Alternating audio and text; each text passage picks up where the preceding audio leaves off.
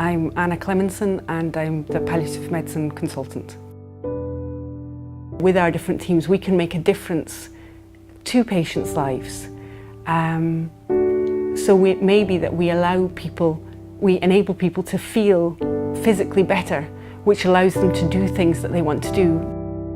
Or we can offer support to people at home so that they can feel safe at home and so that they can live at home longer than they might otherwise be able to.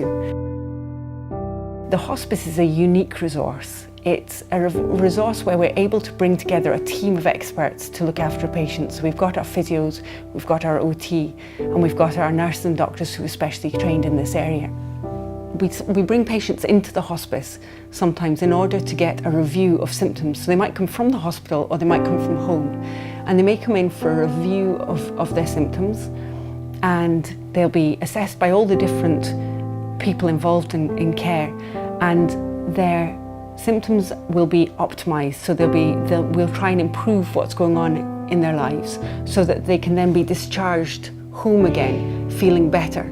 So I suppose one of the misconceptions about hospice is that you go in hospice and that you never go home from hospice. But actually about 40% of our patients go home. And so these people have come in and through the interventions of the hospice are enabled to go home again and live in a way that is enjoyable for them.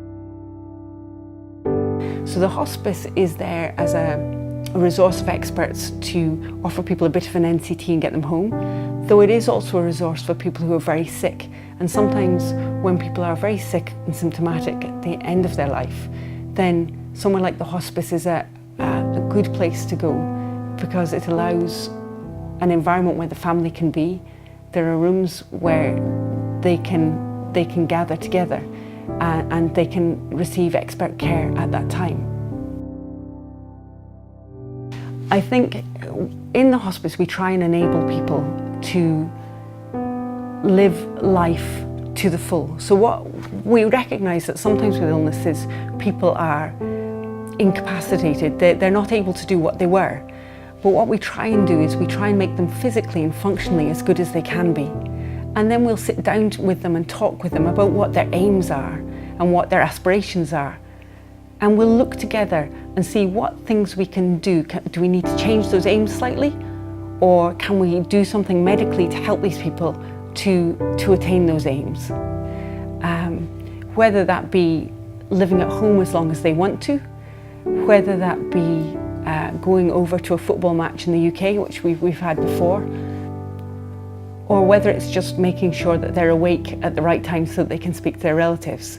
So it's trying to enable people to do what they want to, and allowing people to be independent in their illness and have some control over what happens. So it's definitely a care plan that's made together. It's not something that we tell people to do.